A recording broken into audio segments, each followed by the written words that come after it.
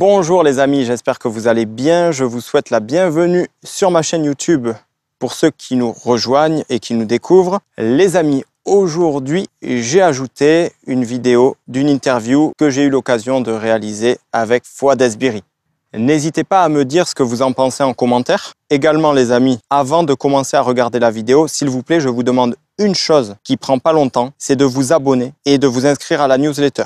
De vous abonner en n'oubliant pas d'activer la cloche pour recevoir toutes les notifications et de mettre votre adresse mail pour vous inscrire à la newsletter au cas où un jour YouTube décide de me censurer. On ne sait jamais ce qui peut arriver dans le futur. J'ai aussi d'autres réseaux sociaux, Instagram, TikTok, Facebook, Twitter et d'autres. N'hésitez pas à aller voir dans la description. Vous trouverez tous les liens en dessous de cette vidéo. Voilà, merci beaucoup les amis, merci d'avance et bon visionnage. Bon Fouad, comment tu vas? X les Warriors, j'espère que vous avez la forme. Il fallait commencer par X les Warriors déjà. Salut Anthony, comment tu vas? Comment vous allez derrière votre petit écran ou derrière votre téléphone? Je ne sais pas où est-ce que, à quel moment vous allez voir, sur quel support vous allez regarder cette vidéo. Bah écoute, moi ça va, merci beaucoup. J'espère que tous ceux qui regardent la vidéo vont bien aussi. Donc toi, tu es en vacances au Maroc actuellement? Ouais, je suis au Maroc exactement, pays d'origine. Bon, ben ça marche. Écoute, déjà, merci beaucoup d'avoir accepté mon invitation pour t'interviewer. Avec plaisir. Et ben, écoute, je vais te poser quelques questions. Donc, si tu veux pas y répondre, tu es libre de ne pas y répondre. Joker, on mettra Joker. C'est ça. Et voilà, bon, il y a quelques questions un peu, pas déplacées, mais tu vas voir. Tu vas voir. Écoute, Joker. Je commence par la première question. Quel système de self-défense est vraiment complet selon toi chez les experts francophones? Waouh! Ah, ça, c'est un peu des questions, des questions de piège, ça. Ça veut dire qu'il y en a qui sont. Alors, j'ai pas tout essayé, mais franchement, j'ai rencontré beaucoup d'experts. Moi, celui qui m'a le système qui m'a convaincu, c'est Fred Mastro. RDS. Pourquoi? Parce que déjà, c'est basé sur son vécu à lui et une vraie expérience qu'il a quand il était videur, déjà dans un premier temps en boîte de nuit. Après, il a été garde du corps pour Jean-Claude Van Damme, même si je pense que là, il n'a jamais dû se servir de sa self-défense, mais il a une expérience quand même. Et puis surtout, parce que c'est des techniques qui sont simples. Et pour moi, tout ce qui est simple est facile à reproduire.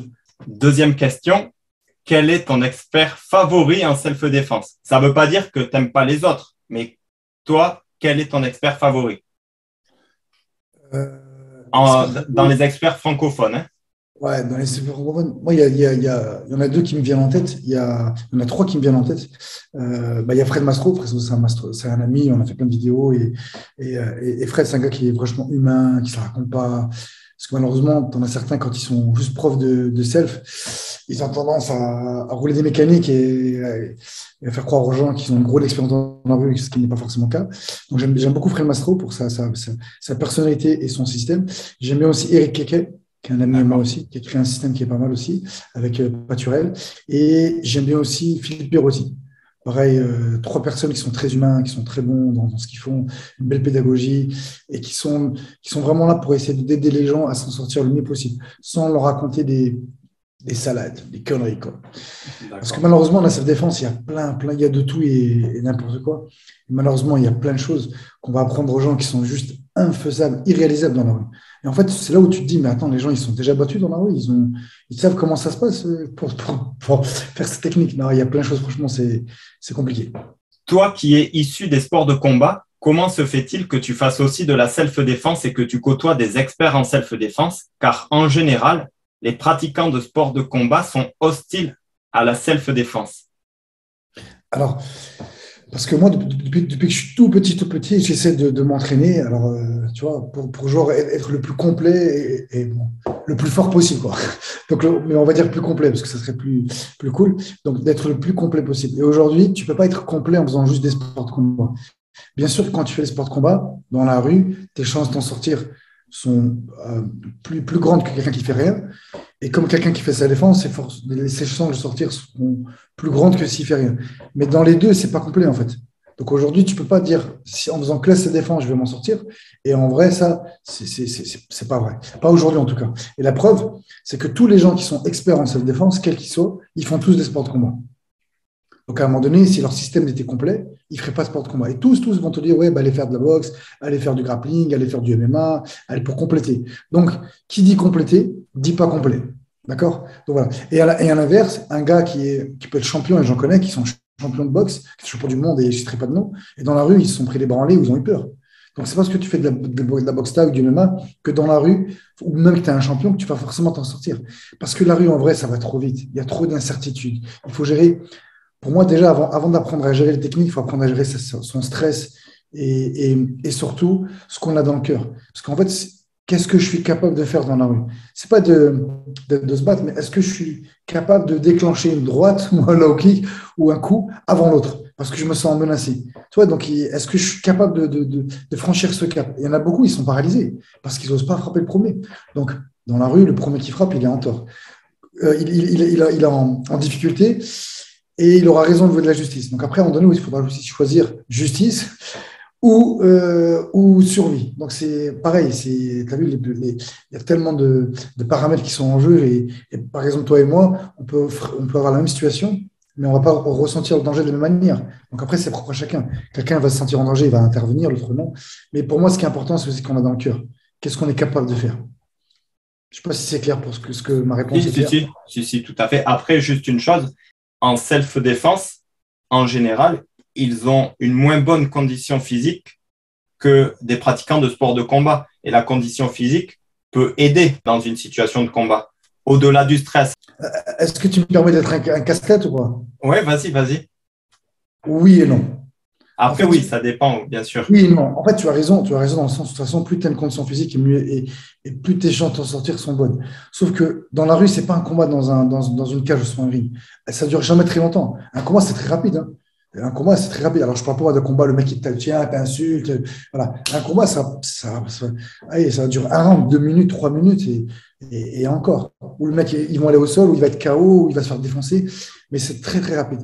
Et quand tu es stressé, quand tu as du stress et de la peur, tu peux gérer de l'adrénaline qui peut suffire à t'apporter justement d'énergie pour t'en sortir. Donc ça, c'est aussi un fait. Mais en même temps, tu peux aussi être, comme tu dis, très bon techniquement et à un moment donné, tu n'as pas de condition physique parce que tu vas courir après un gars ou si le combat dure longtemps et tu vas te cramer. Donc, en fait, c'est pour ça que je te dis, c'est oui et non, ça dépend en fait.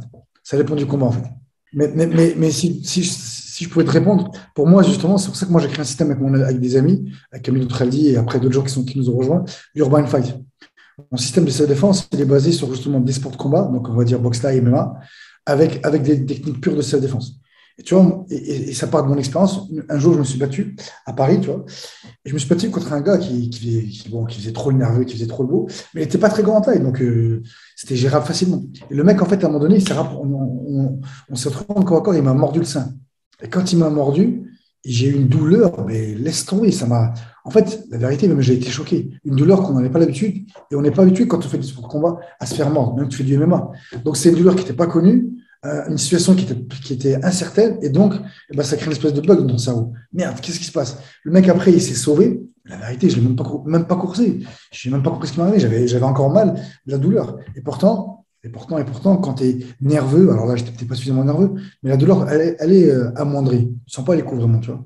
Mais là, ce n'était pas le cas. Bref, pour dire quoi? Pour dire qu'à un moment donné, il y a aussi des techniques qui sont propres à la rue et sur laquelle tu peux ne pas être habitué. Les yeux, mordre, voilà, grenets, se griffer, arracher les cheveux, les vêtements. Et tout ça, un gars qui fait le sport de combat, il peut vite être perturbé, perdu face à des situations comme ça. Donc, c'est pour ça qu'il faut lui apprendre aussi d'autres techniques, déjà au moins s'en protéger, et aussi les utiliser, tu vois. Parce que tout ce qui est interdit, c'est ce qui est plus efficace. On ne va pas se mentir aussi, tu vois. Voilà. Je ne sais pas si ma réponse est claire. Est-ce que vous avez compris? Dites-le-nous dans les commentaires, qu'est-ce que vous en pensez? Est-ce qu'un mélange de boxe, enfin de sport de combat avec de la self-défense, finalement, ça ne serait pas ça le système le plus complet, en fait? Qu'on n'ait pas besoin d'aller faire autre chose dans un autre club pour se compléter. Et vice-versa, ceux qui font des sports de combat, qui pensent que la self-défense ne sert à rien, bah là aussi, moi, je vous dis, vous vous trompez. Bien sûr que vous pouvez vous en sortir comme vous pouvez ne pas vous sortir. Et si vous tombez contre quelqu'un, vous retrouvez au sol, il vous attrape les coronets, s'il vous mord, il vous attrape les yeux, il vous arrache la joue, vous n'allez pas savoir quoi faire. Et c'est là où aussi, toutes les techniques de grappling, de jiu-jitsu brésilien dans la rue, elles ne sont pas elles vont pas être efficaces. On n'a pas le temps de mobiliser, de réfléchir. Il faut que ça aille super vite. Donc le mec, donc voilà, donc c'est le combat, il va être complètement différent. Donc ça, c'est donc bah, il faut s'entraîner différemment. C'est sûr, après, tu vois, si tu en viens à arracher la joue ou autre, c'est plus de la self-défense. Là, on peut te dire aussi que tu deviens l'agresseur Or, ou que c'est de la barbarie, tu vois. Il y a des gens alors, qui opposent ce alors, genre d'argument aussi. quelle est ta définition à toi de self-défense?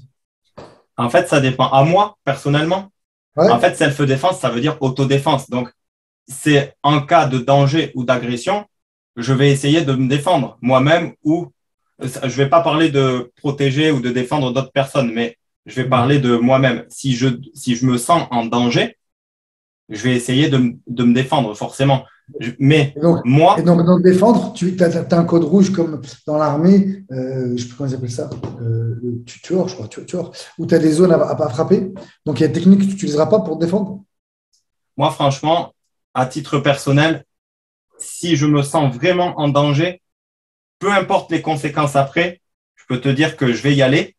Et ça m'est souvent arrivé dans des bagarres, pardon, de mettre le premier coup parce que je sais très bien que quand tu as pris un coup, déjà, c'est difficile d'esquiver ou de bloquer parce que avec la distance en vrai combat, c'est compliqué. Et un jour, je me suis fait avoir, en fait. Sans raconter ma vie, c'était il y a 5 ans, ouais, 5 ans et demi même. J'étais en train de discuter avec un pote qui était videur de boîte de nuit. Et si tu veux, il y avait 4 gitans. Alors, il y en avait un qui avait mon gabarit, mais les 3 autres, c'était des gars qui faisaient 110, 120 kilos. Et j'avais un autre pote videur qui avait mis sa main sur l'épaule d'un des gitans parce qu'il était en train de déconner avec lui. Et après, il était rentré dans la boîte de nuit. Et il y a un des gitans qui est allé voir l'autre et qui a dit pourquoi il a mis sa main sur ton épaule, tu le connais? Et l'autre a dit non, je le connais pas. Ben, l'autre a dit ben, viens, on va lui baiser sa mère. Ah ouais. Et ça a commencé à, tu vois, ils étaient 4, ils se chauffaient à l'extérieur de la boîte et tout. Moi, comme je discutais avec le videur qui était devant la boîte et que je connaissais l'autre videur aussi qui travaillait pas ce soir-là, mais qui était rentré dans la boîte, au bout d'un moment, je dis les gars, c'est bon, il a rien fait de mal, vous n'allez pas, enfin voilà, vous n'allez pas vous embrouiller pour de la merde. Et les mecs, ils me disent, t'es qui toi? Moi, j'étais tranquille. Franchement, je te jure, j'étais tranquille. Je pensais pas que ça allait partir en cacahuète parce que avec le dialogue, j'arrivais toujours à gérer les situations. Mais là, je te jure que je l'avais pas vu. J'avais un mur derrière moi. Il y avait la porte de la boîte de nuit sur ma droite et il y avait un mur derrière moi. Donc, je pouvais pas reculer ou partir. Et j'étais un peu tourné et j'avais 3 gars devant moi. Je te jure, il y en avait un quatrième. Je l'avais pas vu. J'étais pas du tout vigilant. Je pensais pas que, voilà. J'ai pris un coup ici derrière la tête par un gars d'à peu près 110, 120 kilos à pleine puissance sans m'y attendre. J'étais totalement décontracté. En plus, je te jure, j'ai pris un KO debout. Je suis pas tombé, mais j'ai pris un KO debout. Et j'ai pas pu réagir. Après, les seuls trucs que j'ai pu faire, c'est j'ai pris des coups dans la gueule, mais j'avais des hématomes partout. Il y a des coups que j'ai bloqués, mais voilà. Parce que juste après, on m'a mis un gobelet rempli de bière dans les yeux. Juste après que j'ai eu repris mes esprits, en vrai, tu peux pas faire grand-chose, tu vois. Je te jure, tu peux pas faire grand-chose. Et depuis ce jour-là, je te jure que quand j'ai des situations où je me sens en danger, je dis pas que je fracasse le gars, mais déjà, je mets une gifle pour le calmer, tu vois. Parce que pour voir après, soit le gars s'arrête ou soit ça part vraiment. Mais bon, là, c'est différent. Là. Moi, pour mettre une gifle, c'est quand je suis à 1 contre 1 ou 1 contre 2. Là, ils étaient 4, c'était compliqué. Il y avait du monde autour. En plus, je pensais même pas que ça allait partir.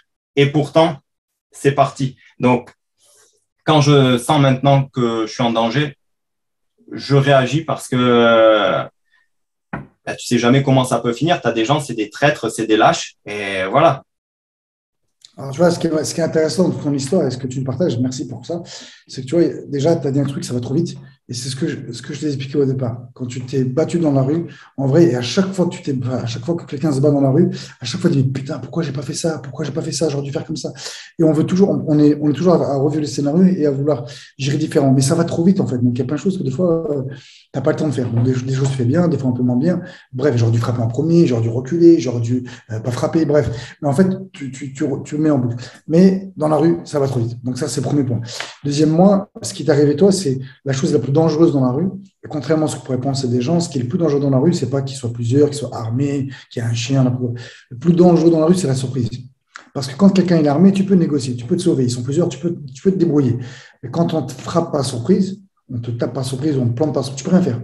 Donc là, tu n'as aucune chance. Et c'est ce qui t'est arrivé, toi. C'est pour ça que tu as été KO, parce que tu ne t'y es pas attendu. Et aussi, ce que toi, tu dois prendre comme ce que ça peut te servir comme exemple. Je n'ai pas observé mon environnement autour, déjà. Franchement, la vérité, c'est un peu du pipeau, ça. C'est parce que tu n'auras pas le temps. Dans la rue, est-ce que tu aurais eu le temps, d'après toi? Non, franchement, c'était pas possible parce que j'étais focalisé sur 3 gars devant moi.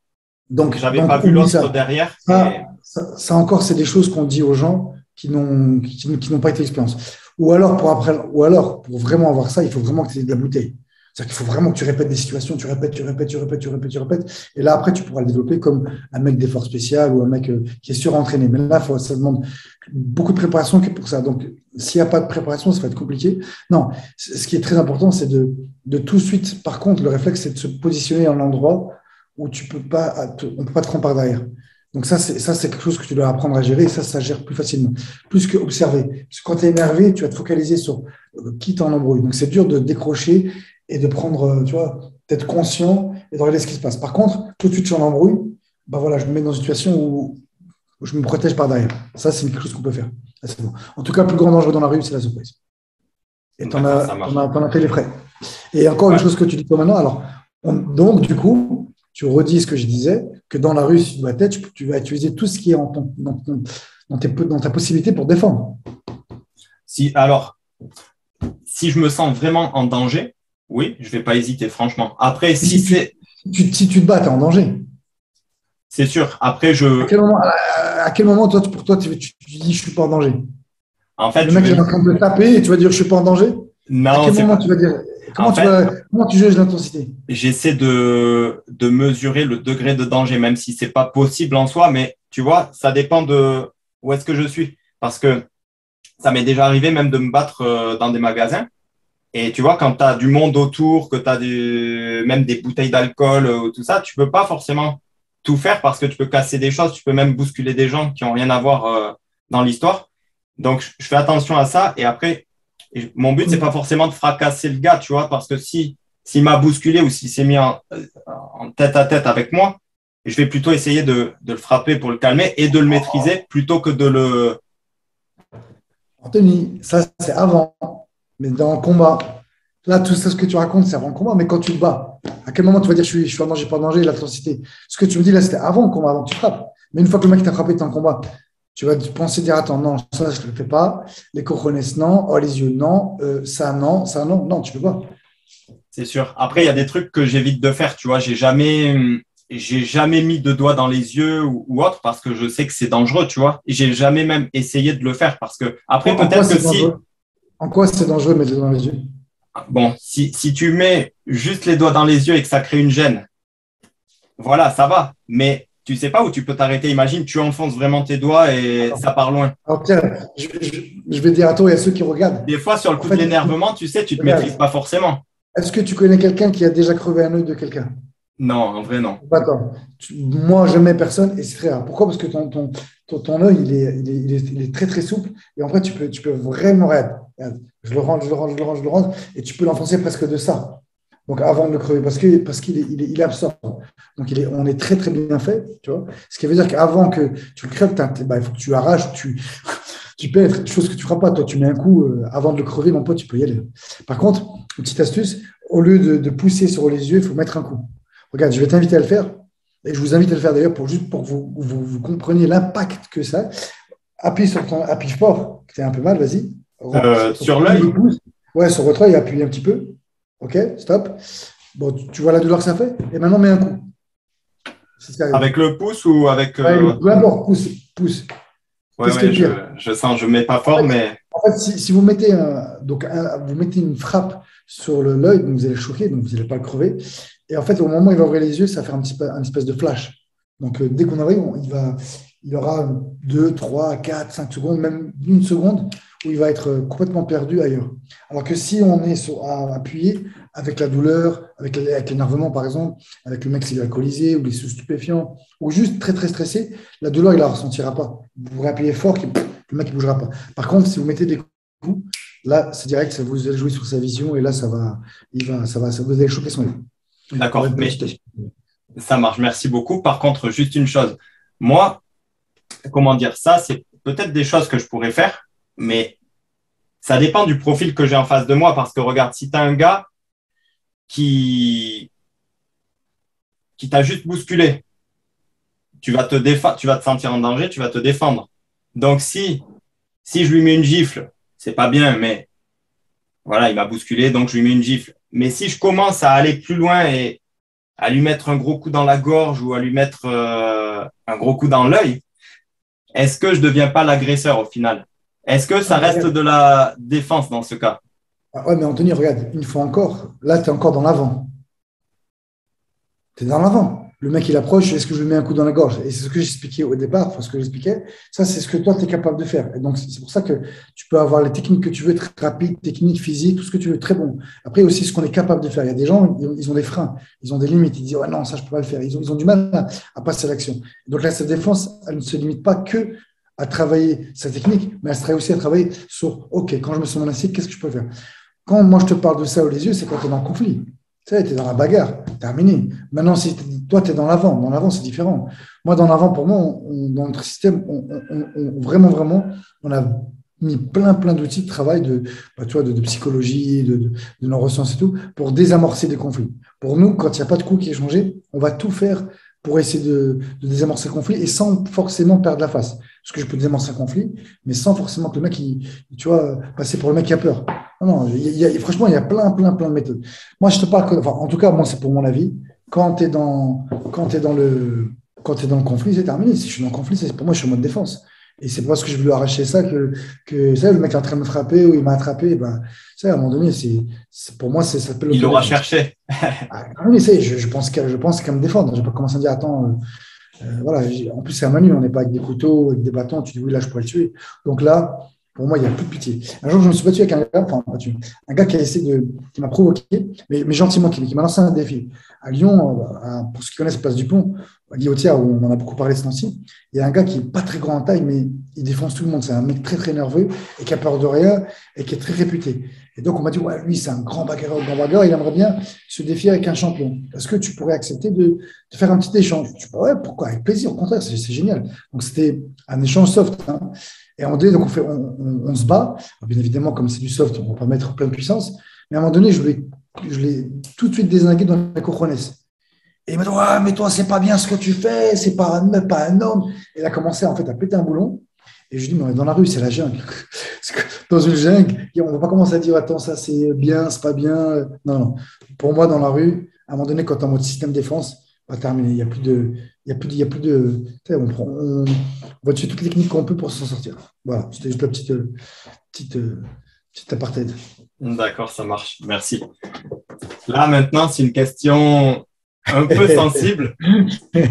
Alors, certains prétendent que les coups dans les parties génitales ne servent à rien et ne sont pas efficaces. Pourtant, on peut trouver beaucoup de faits divers qui prouvent que cela peut être efficace. Pas que ça va forcément être efficace, mais que ça peut parfois servir et être efficace. Et même Basreten disait que c'était quelque chose d'utile en self-défense dans la rue. Toi, quel est ton avis là-dessus? Franchement, comme j'ai dit tout à l'heure, tout ce qui est interdit dans les sports de combat, dans la rue, c'est ce qui va marcher le mieux. Et pour moi, les coupés cojones, dans mon système Urban Fight, nous, qu'est-ce qu'on travaille? Nous, on apprend à mettre il faut qu'on mette 2-3 coups parce que c'est le temps qu'on peut mettre réellement dans un échange. Tu n'as pas le temps de mettre 15 coups, le mec, il ne bouge pas. Le mec, il va t'attraper, il va tomber. Donc, 3 coups, ça va durer même pas 2 secondes, tu vois, c'est juste le temps que tu peux mettre 3 coups. Et nous, on essaie de frapper et sortir. Et quand on sort, on a des sorties, donc il y a plein de. Donc la gorge, le cojones. Mais moi, ma sortie préférée, celle que je fais tout le temps, c'est les cojones. Donc, cojones, c'est avéré, c'est testé, ça marche, c'est très, très efficace. Maintenant, il peut y arriver à des situations, comme tu l'as dit, où ça ne marchera pas. Ben, c'est quand le mec il est trop nerveux, trop alcoolisé, trop stupéfiant. C'est pas qu'il reconnaisse, c'est toute la partie de son corps qui sera un petit peu anesthésiée. Il ne ressentira pas la douleur de la même manière. Donc, tu peux taper dans le cochonès, et ne pas forcément réagir parce qu'il est sous stupéfiant ou il a vraiment peur ou il est très, très énervé. Donc, en effet, tout ce qui est douleur, ça peut ne pas marcher. Mais franchement, il faut quand même. Après, ça dépend de l'intensité du coup qui est mis aussi, parce que si tu mets pas le coup assez Oui, bien fort, sûr, bien sûr. Bien sûr. Et ça dépendra de l'intensité du coup aussi. Et aussi, il faut les viser. Il faut être précis aussi. Donc, des fois, tu peux vouloir le mettre un coup dans les parties et pas réussir.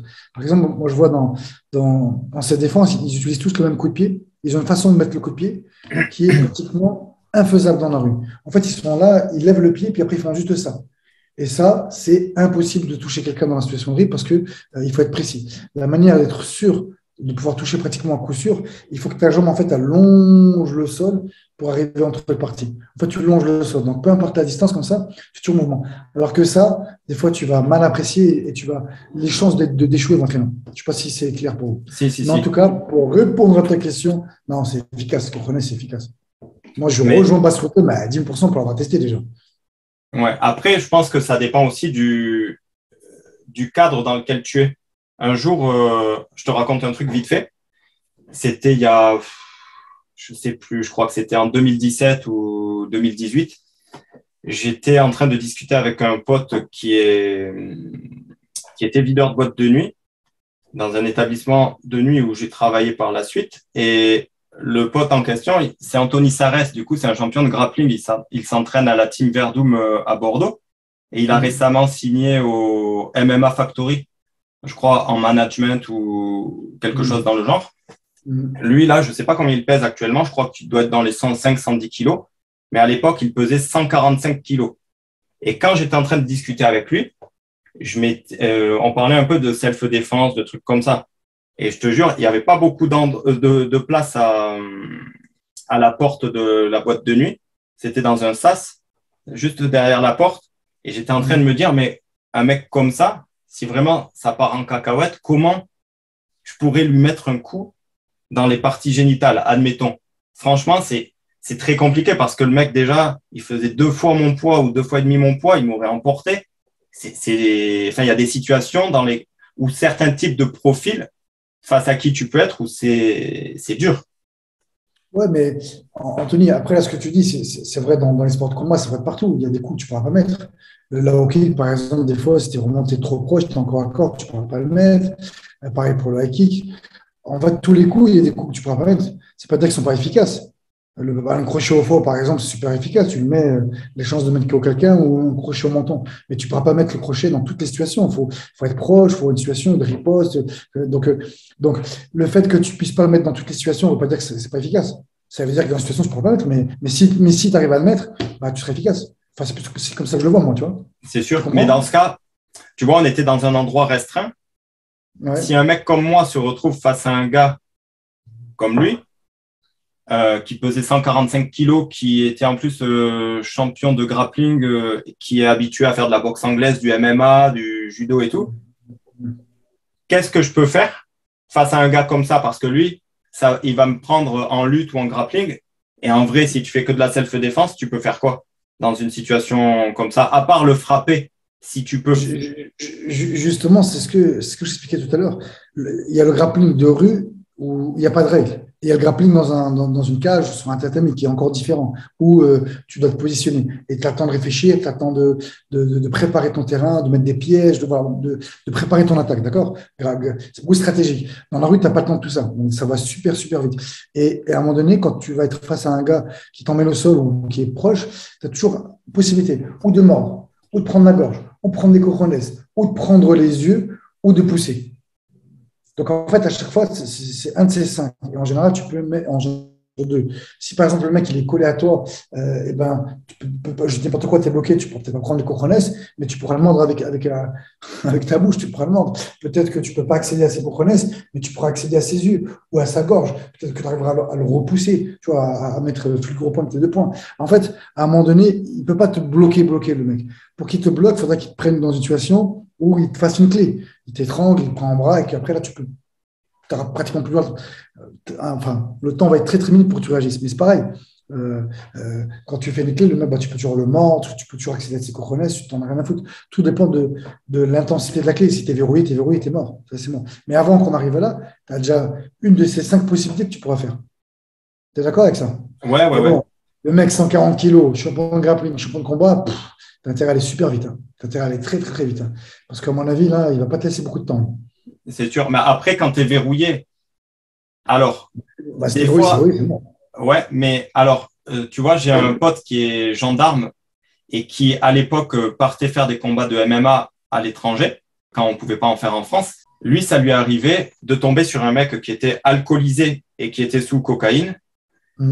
Il lui a fait une clé au sol et le mec a eu un truc pété. Je ne sais plus si c'est l'épaule ou le coude pété. Et ben, je pense que c'est à cause des stupéfiants et de l'alcool. Il a réussi à un peu se sortir et à mordre mon pote gendarme au mollet. C'est ce que alors, tu vois, là, on revient sur ce que tu disais avant, et ça encore, c'est par expérience, tu vois. C'est que, comme je t'ai dit, quand les gens ils sont alcoolisés, sous stupéfiants, ou pas forcément, ils peuvent juste être très en colère, ou le mec, il a très peur, la douleur, elle est inhibée.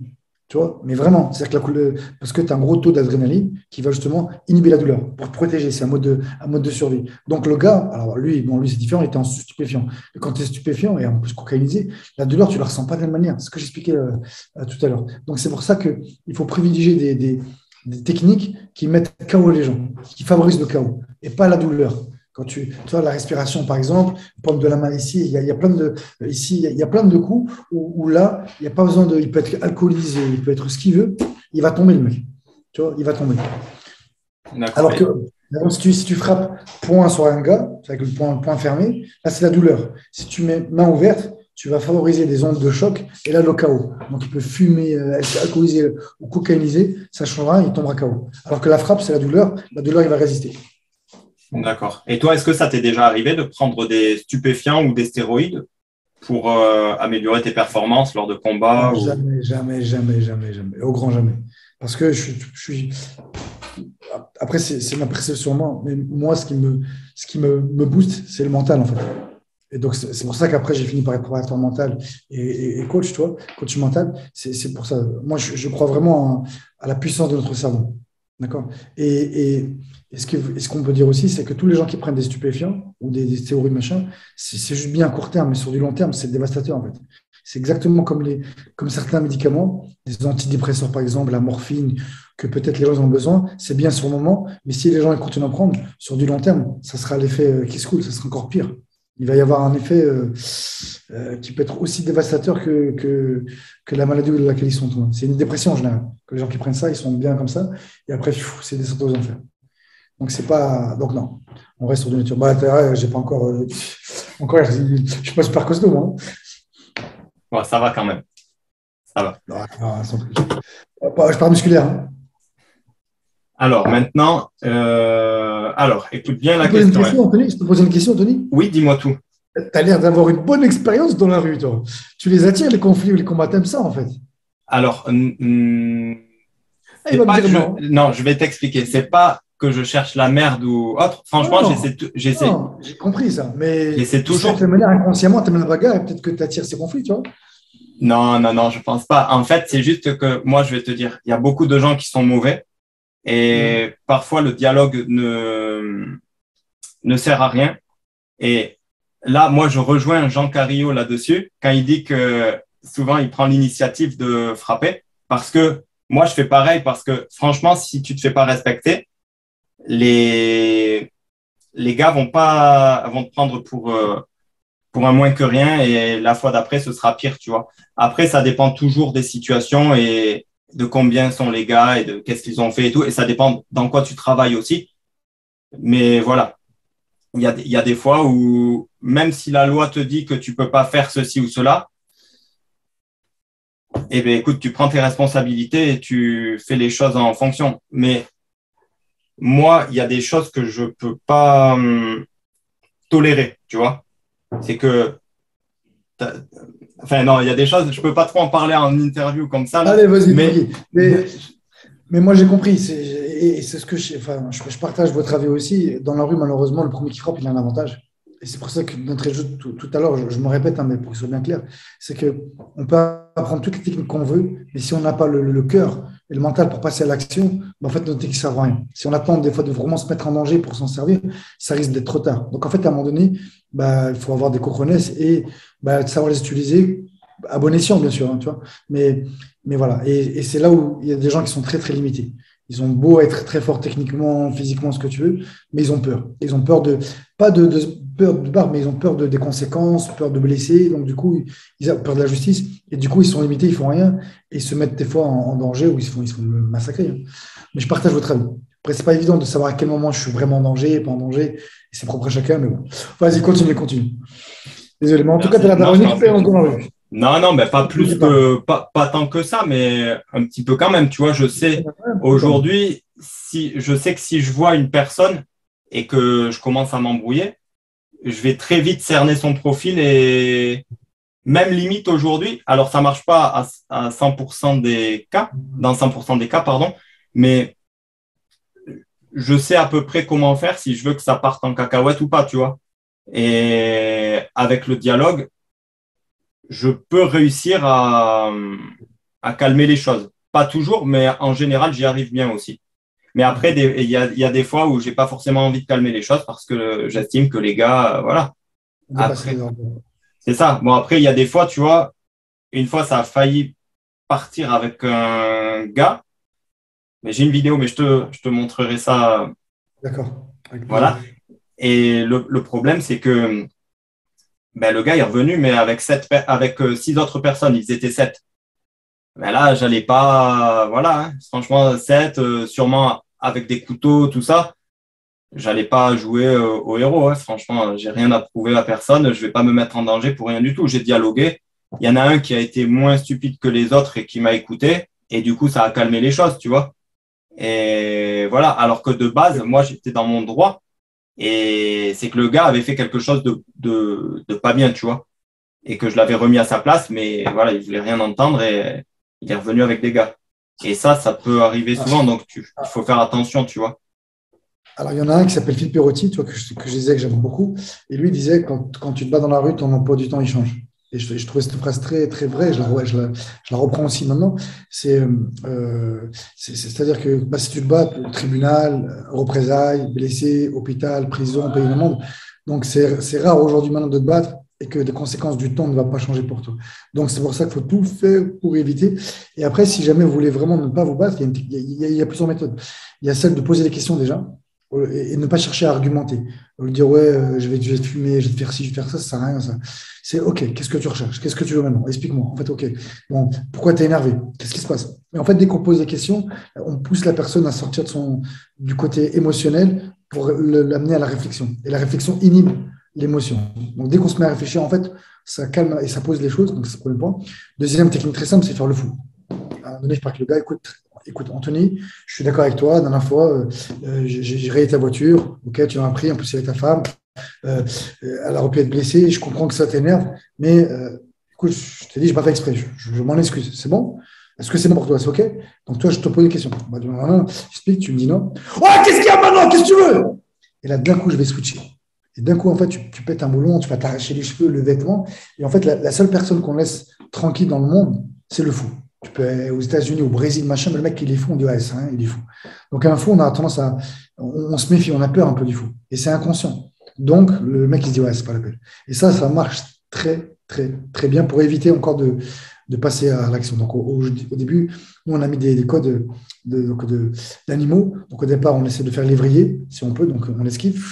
Voilà, si ça ne marche pas, on passe le renard, on négocie. D'accord, on essaie des diplomates. Ça ne marche pas, et ben là, on passe au chien, on aboie, on crie, voilà, on fait le fou. Et si ça ne marche pas, ben, en mode lion. Voilà, les 4 modes qu'on a, nous, pour essayer de repérer un peu dans une situation, comment on peut gérer le conflit.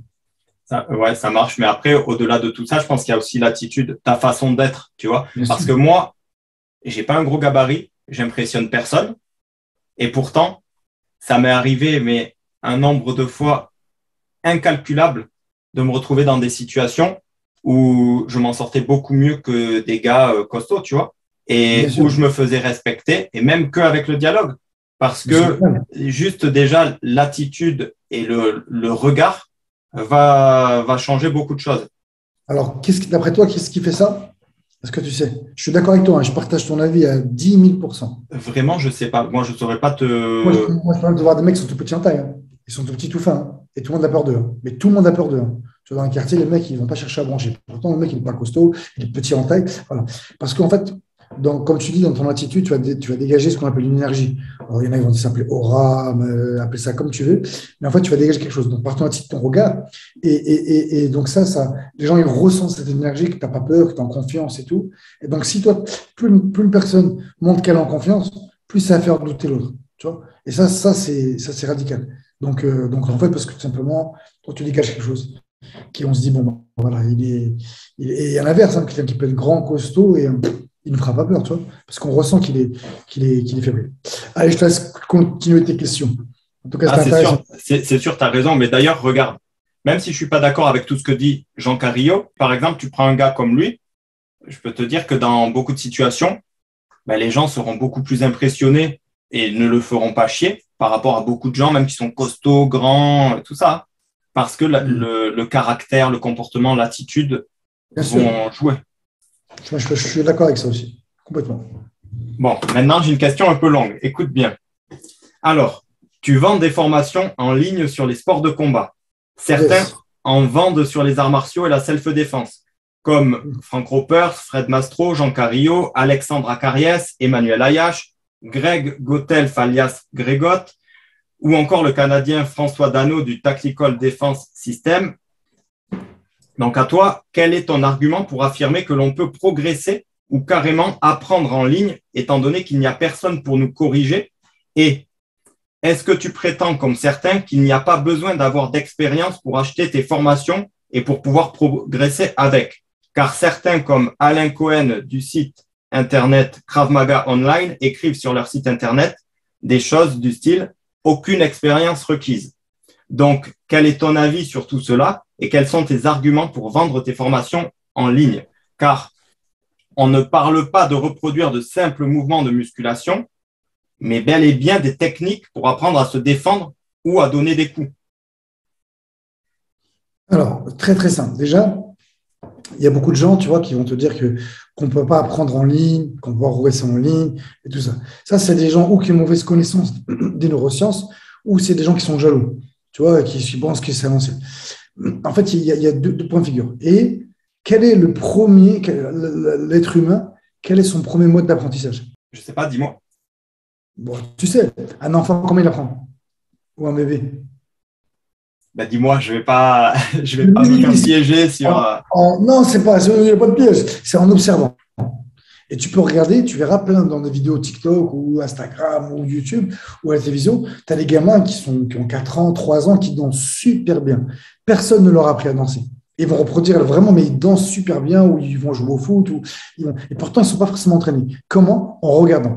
Donc, en observant notre cerveau, on a découvert en neurosciences qu'on avait ce qu'on appelle des neurones miroirs dans le cerveau. Ces neurones miroirs, en fait, elles vont activer et agir exactement de la manière que si on reproduisait, qu'on faisait le geste. Écoute bien, c'est-à-dire que pour vous, là, si un jour vous êtes blessé, en regardant des vidéos techniques, on parle technique, eh bien, c'est comme si vous vous entraînez. Si il y a le moment qui vous plaît, vous regardez ça, et bien, à un moment donné, votre corps il va garder en mémoire ces gestes, parce que ça crée des micro-contractions des muscles concernés par le geste que vous voyez. Donc, je vois une esquive, boum, ça va créer des micro-contractures, et puis mon cerveau, à force de regarder ça, et ben, il va l'enregistrer de la même manière qu'une répétition. Donc, ça veut dire que je peux automatiser des choses juste en regardant des vidéos. Je vous invite à regarder Neurones miroirs sur Internet, regardez comment l'être humain il apprend. Et vous allez voir qu'en regardant des vidéos, vous pouvez. À l'époque, moi, j'organisais un événement qui s'appelait le Fight Zone. Et donc, je faisais boxer bien évidemment mes combattants. Et à un moment donné, dans tous mes combattants, dans une soirée, on fait le même coup de pied, le coup de pied de Sunshine. Ils mettent la main à terre et puis tu sais, ils mettaient un coup de pied. Tous mes élèves l'ont fait. Celui-là, et c'était le ciseau sauté. Donc, un coup de genou. Tout le monde l'a fait. Et tout le monde a dit, ah, ça, c'est la marque de la team Esbiri. Je ne l'aurais jamais appris. Ils ont juste regardé les mêmes combats, ils étaient fans du même boxeur Sancha, ils ont regardé plein de vidéos, ce qui fait qu'ils ont réussi à reproduire ça dans un combat alors qu'on ne l'a jamais travaillé en entraînement. Pourquoi? Neuromiroir. Donc oui, on peut reproduire des choses, juste en regardant. Maintenant, on ne va pas se mentir. Quand quelqu'un qui achète une formation en vidéo, ça va lui permettre de gagner du temps. D'accord? Ça va lui permettre de gagner du temps, d'automatiser. Mais rien ne remplacera réellement la pratique. C'est-à-dire que même si nous n'aurons le miroir, on va apprendre, ça va nous aider à progresser, à apprendre des choses, mais ce n'est pas suffisant. Moi, je vends des formations pour le MMA, dans la boxe. Et ben, OK, et on peut voir tout témoignage. Les gens, ils ont vraiment, même avec ma chaîne YouTube, hein, les gens, ils ont vraiment progressé. Parce qu'on va leur permettre de gagner du temps sur les petits détails. Tiens, on va allonger comme ça. À quel moment on va mettre ce coup de pied, à quel moment on va coup de poing. Mais rien ne remplacera la pratique. Donc, si les gens veulent être bons et qui achètent des formations de self-défense, OK, ils vont pouvoir apprendre des choses et progresser jusqu'à une certaine limite. Mais à un moment donné, comme on l'a dit, c'est la gestion du stress, des émotions et il faut de la pratique. Donc, sans pratique, progresser sans pratique, ça, c'est pratiquement, il ne faut pas se leurrer, c'est quasi impossible, surtout en self-défense. Donc, il va falloir à un moment donné passer par la case pratique, gestion des émotions, explosivité, vitesse. Voilà, il faudra répéter le geste, répéter jusqu'à qu'il se rapproche qu'il soit le plus parfait possible. D'accord, ça marche. Ça marche. Réponse Est-ce que ma réponse a été claire? Donc, on peut progresser avec des vidéos, mais bien évidemment, la pratique aussi. Donc, en fait, il faut les deux. C'est juste un complément. C'est juste un complément. C'est un bon complément. D'accord, ça marche. Merci beaucoup. Maintenant, je voulais te poser une question sur une personne que j'aime vraiment beaucoup. C'est sur Hugo Tronche. Tu penses quoi de Hugo Tronche? Alors, attends, juste. Donc, Hugo, il a créé la méthode Hugo Tronche. De base, il faisait de la boxe pied-point à la base. Après, il a appris le penchaxilat avec Frank Ropers. Il s'est perfectionné en penchaxilat aux Pays-Bas, à Singapour et en Malaisie. Il a aussi intégré quelques principes de Muay Thai et il a aussi inclus du grappling dans sa méthode. Il est parti au Brésil et aux États-Unis s'entraîner avec l'équipe Nova União et il s'entraîne aussi avec Alexandre Correia. Donc, c'est un Brésilien qui est à Paris, mais qui de base est de l'équipe Nova União au Brésil. Et donc, il a fait une méthode qui combine, on va dire… União, pour ceux qui ne se connaissent pas, moi j'y suis allé, j'ai mis les gants aussi avec les gars. C'est le club de José Aldo au Brésil, à Rio. C'est un club très connu, très, très réputé au Brésil, très, très bon. Il y a au moins une trentaine de professionnels là-bas qui boxent à l'UFC, qui boxent de partout. C'est un très, très bon club. Hugo Tronche, je l'ai rencontré, je crois, une fois. Et on avait échangé. À un moment donné, je voulais faire une vidéo avec lui en échange. Et comme il y avait une autre personne qui ne l'aimait pas, il ne voulait pas se mélanger, donc il m'avait dit non. Hugo Tronche, en tout cas, à regarder, c'est beau, c'est visuel, c'est spectaculaire. Mais après, te dire qu'est-ce que ça vaut dans la rue, je ne sais pas. Je ne sais pas. On ne peut pas juger comme ça. Tu vois. C'est très, très compliqué. En tout cas, lui, il est très, très explosif. Il a l'air de maîtriser ce qu'il fait. Tu vois, donc ça, c'est très bien. Mais voilà. Mais après, ce qui est difficile des fois, c'est que des gars comme lui peuvent maîtriser son art parce que lui, il a fait plein d'autres sports, comme tu as dit, MMA, boxe thaï, grappling, silat. Il a fait un petit combo. Donc, du coup, il va retransmettre, mais ce n'est pas parce que lui, il y arrive que tous ses élèves vont arriver. Donc, après, faut un peu son système à lui, ça demande beaucoup d'agilité, beaucoup de souplesse, beaucoup d'explosivité de vitesse. Donc, peut-être que lui, il y arrivera, qu'il est efficace, mais qu'après que les gens arrivent à le reproduire, je pense que ça sera beaucoup, beaucoup plus compliqué.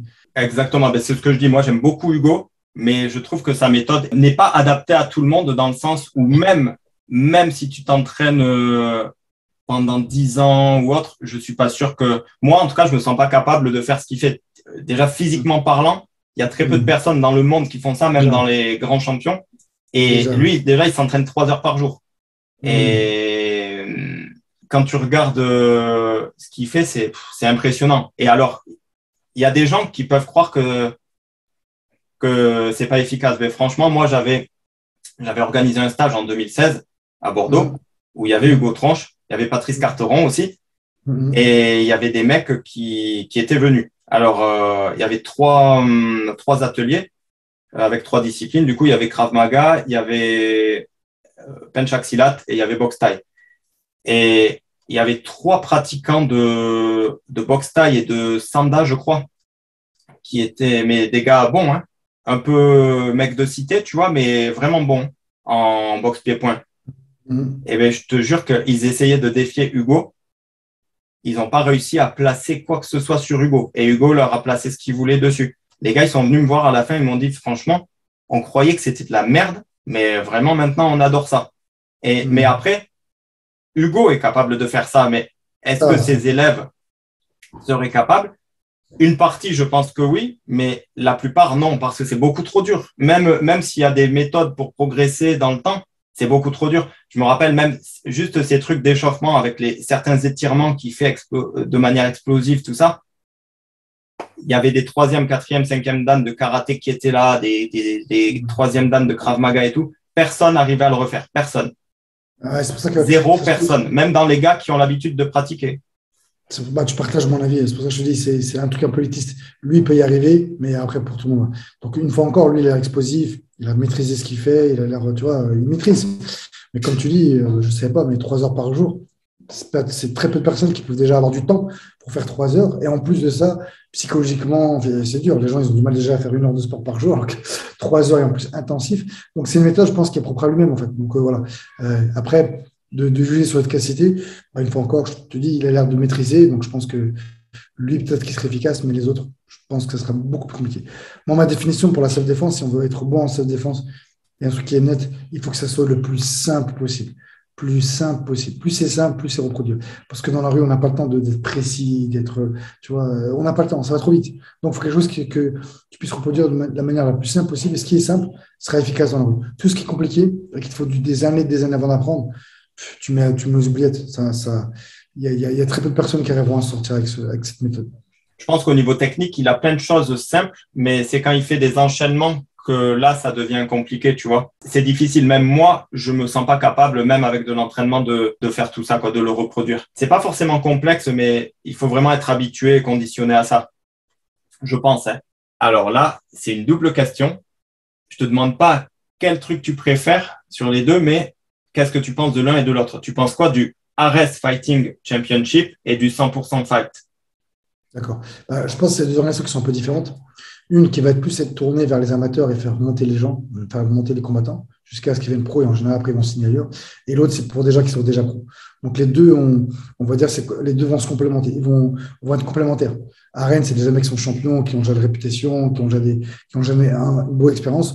100% fight, pas forcément. Ça peut être un peu le gars qui va monter, qui va faire ses armes. Et après, une fois qu'il est bon, justement, en général, il va signer ailleurs. Il ne restera pas à 100% fight.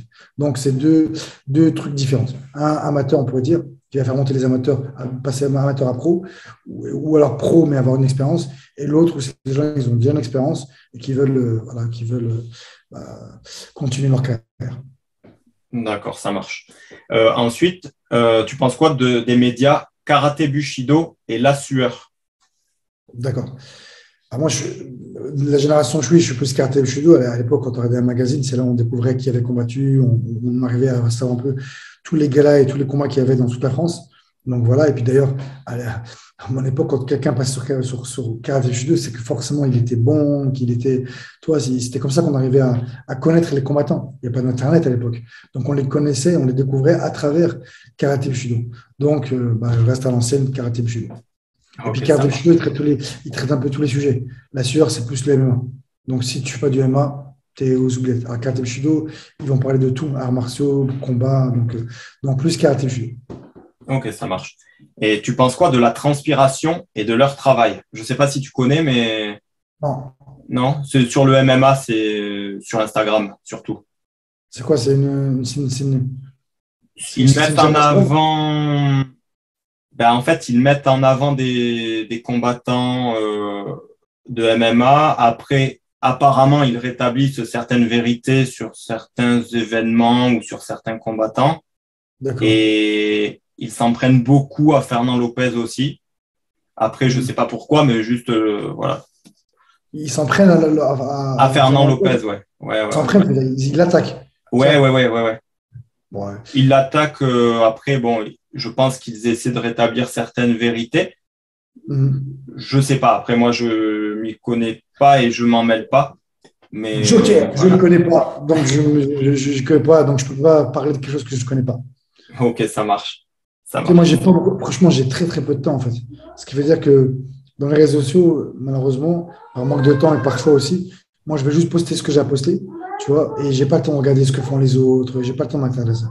J'ai tellement de trucs à régler déjà, donc je m'occupe de moi. Donc c'est pour ça que je connais pas, même les combattants, j'ai pas le temps de suivre. Donc, moi, j'étais préparateur physique et coach mental, et je le suis encore pour plein de footballeurs professionnels. J'en ai eu dizaines, en passant par Karim Benzema, tu vois. Et pourtant, je connais rien au foot. Et tu me dis, est-ce que tu connais lui? J'ai pas le temps. On me ramène un joueur, je m'occupe de lui, de sa préparation physique et mentale, et c'est tout. Donc voilà, donc c'est pour ça que je connais pas tout ça. Ok, ça marche. Merci. Quelle femme t'a vraiment impressionné dans les arts martiaux et les sports de combat? Je ne suis pas les femmes, donc je ne sais pas. Tu vois, la seule que je connais, et je connais personnellement, c'est Mexen, tu vois. Donc, je dirais Mexen. Hein. Ok, ça marche. Ouais, elle est très forte en même temps. Ouais, très forte. Ouais. Quel est ton avis sur Greg MMA en tant que combattant, mais aussi sur l'homme en général? Alors, Greg, moi, Greg, on avait combattu une fois dans la même soirée, mais il y a longtemps, je crois que c'était en 2000. En quelle année on avait combattu? C'était en 2003 à Marrakech. On faisait un championnat du monde d'Absolute Fight. Et donc voilà, c'est ça que je l'ai rencontré. Après, bien plus tard, on a échangé parce qu'il avait une chaîne. Et déjà, je trouve que c'est un très, très bon combattant. Il ne faut pas oublier qu'il a été combattant pro au Pride. Tu vois, donc voilà. Puis c'est un gars qui, malgré qu'il a la quarantaine passée, continue à s'entraîner. Il a un bon physique. Il se mesure à tout le monde. Donc, non, c'est un bon athlète, un très bon combattant. Et apparemment, je pense qu'il a fait des progrès aussi en boxe. Donc, non, il est assez complet, Greg. Ensuite, ouais, et c'est bien ce qu'il fait aussi de faire des combats, ça permet de vulgariser un petit peu les sports de combat. Donc, ça fait de la publicité et ça, c'est très bien aussi. Donc, non, franchement, c'est bien. Top. Ensuite, tu penses quoi de Jérôme Le Banner? Et si l'occasion se présentait pour que tu fasses un combat de MMA ou de K1 face à lui, est-ce que tu relèverais le défi ou tu considères que tu es trop vieux pour ça ou que tu ne fais pas le poids face à lui?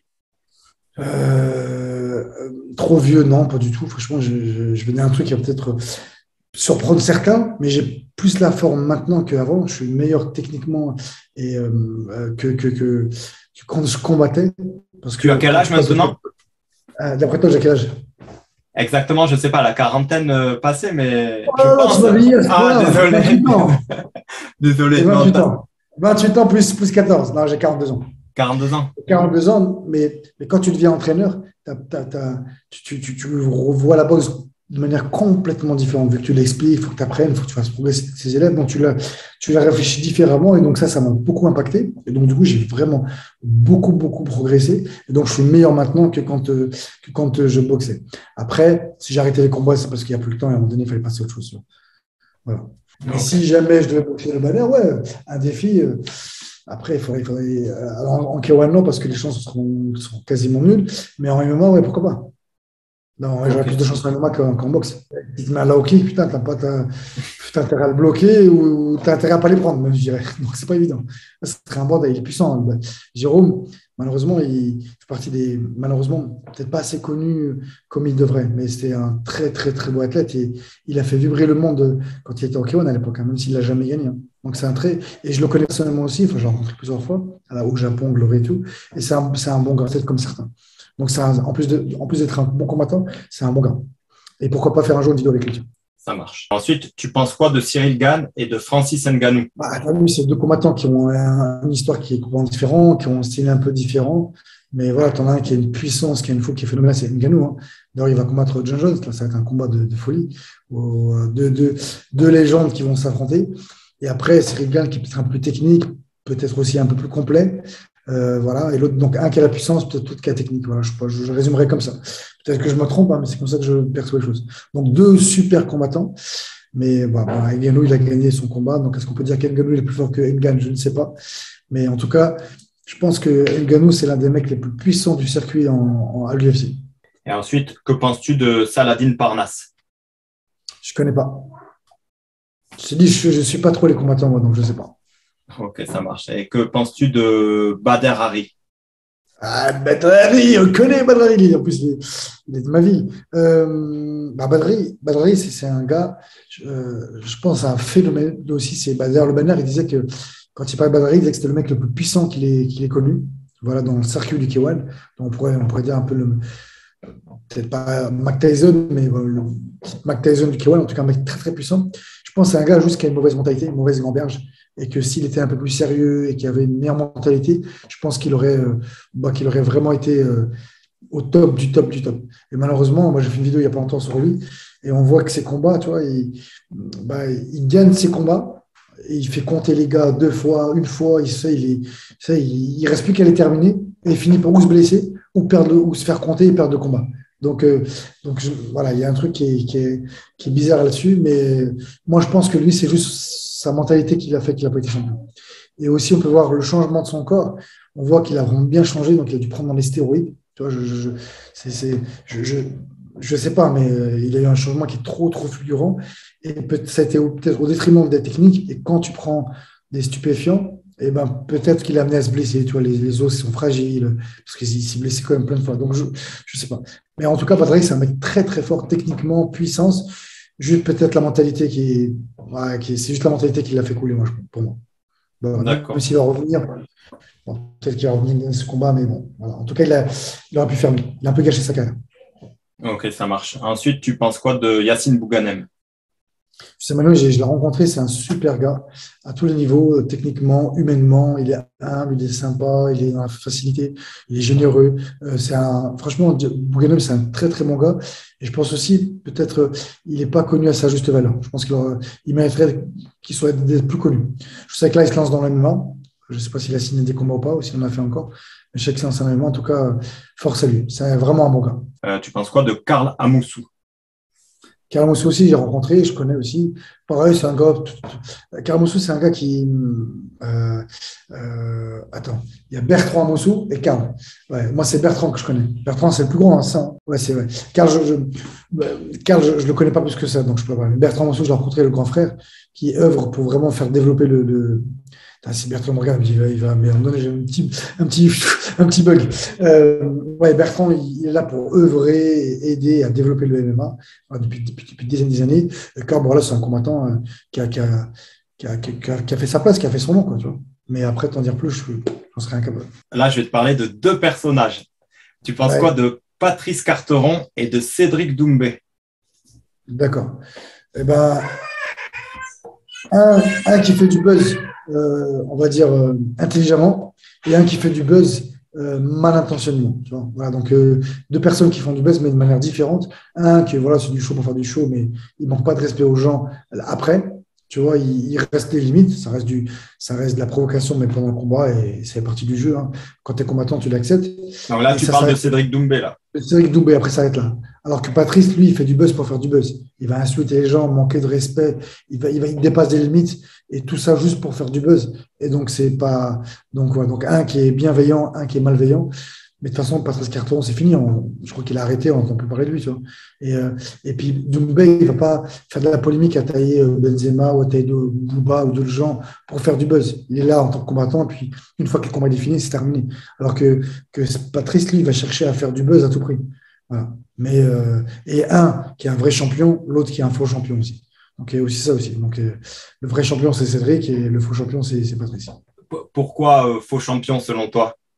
Faux champion, bah, dis-moi qu'est-ce qu'il a fait vraiment dans sa carrière.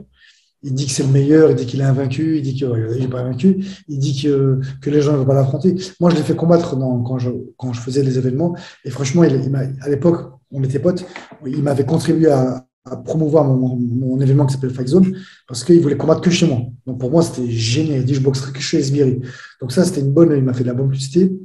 Et pour moi, Patrice, c'était un gars qui, à l'époque, avant qu'il soit très connu, c'était un mec vraiment très gentil, très humble, marrant, drôle. Franchement, il était humble. Hein. Voilà, c'était un mec drôle. Je pense qu'au fur et à mesure, comme techniquement, il n'a pas affronté de grands champions, il a voulu compenser intelligemment à l'époque à faire du buzz, tu vois, à provoquer des gens pour qu'on lui donne sa chance. Après, je pense, pour moi, il est resté fermé et prisonnier de ce rôle qui n'était plus lui. Et après, je pense qu'il a complètement dérivé. Et moi, je me suis embrouillé avec lui. Après, terminé. J'ai fait des vidéos sur lui. C'était terminé. Donc, je pense qu'après, il a complètement dévié. C'est dommage. Parce qu'à la base, c'est une bonne personne, Patrice. Et il a juste mal terminé. Mais de toute façon, maintenant, je pense qu'on n'entendra plus jamais parler. La boxe, pour lui, c'est fini. Et je crois qu'il a fini de il a dit qu'il arrêtait. Donc, voilà. Alors que Cédric, il est encore là. Ça marche. Ensuite, tu penses quoi de Thomas Loubersan et de Tony Yoka? D'accord. Tonyoka, à part le boxeur, voilà, qu'est-ce que les gens me connaissent, hein, je ne pourrais pas t'en dire plus. Mais par contre, Thomas Larson, je le connais très bien. Je fais des vidéos avec lui, c'est un proche, c'est un ami. Et c'est un gars, pareil, qui est très humble, qui est très, très bon. Et ce que j'aime beaucoup, beaucoup, beaucoup chez Thomas, et j'ai progressé à ses côtés, c'est que c'est un gars qui est très intelligent dans sa façon de voir les choses. C'est pour ça qu'il est numéro un. C'est pas le mec le plus technique. D'ailleurs, quand les gens vont tourner avec lui, techniquement, c'est pas le mec qui connaît 36 techniques. Mais lui, il sait exactement ce qu'il faut faire et c'est des concepts qu'il a. Et ces concepts sont très efficaces. Et dans ces concepts, il englobe plusieurs techniques. Donc, en fait, il a une intelligence de voir le grappling qui est vraiment du high level. C'est pour ça qu'il est numéro un, c'est pas pour rien. Donc, c'est un très bon gars, gentil, humble et en plus très intelligent et très fort dans son sport. Non, c'est sûr, mais j'ai bossé avec lui dans un établissement de nuit déjà. Et ouais, c'est vrai qu'il déjà il a une certaine prestance et tout. Il reste humble, tu vois, il se la pète pas. Il est Voilà. franchement, ouais. Mon gars, c'est vraiment mon gars. Ouais. Tu penses quoi d'Ibra TV? Et est-ce que tu accepterais de faire un combat avec lui s'il te mettait au défi? Parce qu'il fait des combats sur sa chaîne des fois, donc. Alors déjà, c'est simple. Si je voulais faire des combats, j'irais chercher des vrais champions sans lui manquer de respect, même si je pense qu'il a un niveau, qu'il a progressé, qu'il est bon, tu vois. Mais si je voulais faire des combats, j'irais des combats et j'irais chercher des vrais professionnels avec l'autorité, gagner de l'argent et avoir une carrière. Bien faire pour un combat. Non, moi, je suis plus trop dans. Là, je m'entraîne encore parce que je suis passionné, mais j'ai basculé je suis plus trop dans le sport, je suis plus dans la partie mentale maintenant. Thérapie, faire des conférences, des séminaires. Je suis plus dans tout ce qui est neurosciences en psychologie humaine, développement personnel. C'est voilà, donc même ma salle de sport, j'y suis de moins en moins. J'ai en gérance, mon petit frère, mes élèves qui la gèrent. Donc la partie sport, je suis plus trop dedans. Donc voilà, je suis passé à autre chose. Voilà. Après Ibra TV, voilà, il y a des choses qui ont été bien, des choses qui n'ont pas été bien, mais pareil. D'une certaine manière, il a permis de populariser le MMA. Après, c'est la manière comment ça a été fait qui est peut-être pas bon parce que voilà, il y a des règles et là, c'est peut-être la manière comment a été fait, peut-être qu'il pourrait être remis en question. Mais bon, voilà, après, chacun fait comme il veut. Tu vois, s'il y a des gens qui aiment bien combattre dans des combats comme ça, on en a pour tout le goût. Donc, c'est très bien pour eux, tu vois. Mais j'en verrai pas mes élèves là-bas, quoi. Mes élèves, j'essaierai de leur faire une vraie carrière, avec des vrais combats officiels. Pas plus que là, c'est pour des gens voilà, qui veulent se mesurer, qui ont besoin de défis. Si le combat avait eu lieu, tu aurais plutôt soutenu Booba ou Caris? Franchement, aucun des deux. Là, tu m'étonnes. Aucun des deux. Ensuite, il y a des années, tu avais piégé tes boxeurs en caméra cachée en faisant appel à Père Bourras. Mais est-ce qu'il t'est déjà arrivé à toi de te faire piéger en caméra cachée? Pas encore. J'aimerais bien ma réaction, mais pas encore. Ok, ça marche. En sachant que Greg MMA est déjà allé tester des techniques d'arts martiaux sur Benjamin Castaldi et Cyril Hanouna dans TPMP, et en sachant que Frank Ropers avait refusé une invitation dans TPMP, que ferais-tu, toi, si jamais Cyril Hanouna t'invitait dans TPMP pour tester des techniques? Je plonge, je vole. Ce serait génial. Ça marche. Tu penses quoi du Major Gérald? Car même s'il n'est plus pro depuis longtemps, c'est un ancien boxeur professionnel et il a déjà été titré dans plusieurs disciplines, donc full contact, kickboxing, lutte et sambo. Et comme on a pu le voir, dans des vidéos de karaté Bushido, on l'a vu. Bon. Ouais, non, mais je te dis, je suis pas, je connais pas. Ok, ça marche. Et alors maintenant, j'ai 4 dernières questions, mais qui sont personnelles. D'accord. Un peu compliquées, mais voilà. Vas-y. Alors, quel est ton plus grand regret dans la vie? Franchement, j'ai pas de regret. Quelle est ta plus grande... J'ai pas de regret. Non, pas de regret. Alors, quelle est ta plus grande fierté dans la vie? Ma plus grande fierté dans la vie, waouh, c'est dur de dire ça. Déjà d'avoir mené une bonne carrière professionnelle, ça m'a ouvert plein de portes, tu vois. J'ai pu côtoyer Benzema, j'ai pu côtoyer plein de gens très sportifs, ça m'a ouvert beaucoup de portes, ça m'a permis moi de me canaliser. Donc voilà, d'avoir suivi ce chemin des sports de combat qui m'a permis de me canaliser et d'être bien dans tous les autres domaines de la vie. Donc voilà, que c'est spirituel, familial, amical, et puis aussi après de transmettre ce que je sais aux autres gens. Donc peut-être c'est d'avoir eu cette carrière dans le sport. D'accord. Quel est ton plus grand rêve dans la vie? Franchement, quand j'étais petit, je voulais être champion du monde, ça a été fait. Après, c'était indépendant financièrement, ça a été fait. Euh, Maintenant, franchement, c'est pas que j'ai pas de rêve. Après, j'ai plein d'objectifs, mais j'ai plein d'objectifs. Mais après, de rêve, ouais, allez, partir, un qui me botte bien, un bon objectif, c'est faire le tour du monde pendant 2, 3, 4 ans et partir dans chaque pays, m'entraîner, mesurer au gars et continuer à apprendre, en fait. Ouais, ça, j'aimerais bien faire ça. Faire une pause dans ma vie pendant 1 an, 2 ans et faire le tour du monde. Ouais, ça serait chouette. Ok, ça marche. Et avant de te poser la dernière question, j'ai une autre question qui vient de me Voilà. venir à l'esprit. Toi qui as côtoyé Karim Benzema, du coup, tu peux nous dire quoi de lui et tu penses quoi du gars? Karim Benzema, de tous les sportifs que j'ai côtoyés, que j'ai entraînés, parce que j'en ai entraîné vraiment beaucoup, bah, c'est ceux avec qui j'ai gardé c'est le gars, j'ai envoyé un message, il va me répondre tout de suite dans la foulée, tu vois, dans les 30 secondes, alors que les autres, ils sont beaucoup moins connus que toi. Et puis s'ils répondent, c'est le soir ou le lendemain, tu vois. Alors que lui, il est resté, je suis resté un peu proche par rapport à ça, très accessible, et franchement, un gros mental. Voilà. Quand on s'entraînait, il supportait des grosses charges d'entraînement et jamais il rouspétait. Et puis il en voulait toujours plus. Donc il aime bien les défis, il aime bien les challenges. Donc c'est vraiment un bon gars. Mais j'ai fait une vidéo avec lui, j'ai fait un live avec lui. Vous pouvez le retrouver, vous tapez Benzema Isbiri. Il m'a fait lui intervenir sur sa chaîne aussi. Voilà, en plus, ça a été repris après par tous les médias. Donc voilà quoi. Et dans la live, il explique plein de secrets à lui. Comment il a réussi à venir là où il en est aujourd'hui.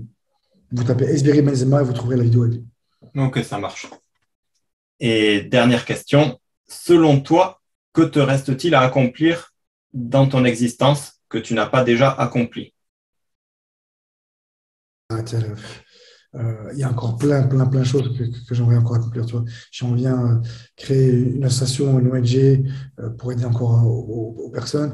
J'aimerais bien, moi, devenir une référence dans ce nouveau domaine. Mon nouveau challenge, c'est dans tout ce qui est, je ne vais pas dire dev personnel, mais dans tout ce qui est neurosciences et accompagnement et on va dire, sa psychologie, tu vois, parce que je suis en train de développer mes propres méthodes, mes propres outils, tu vois, pour revenir au aide au maximum de personnes.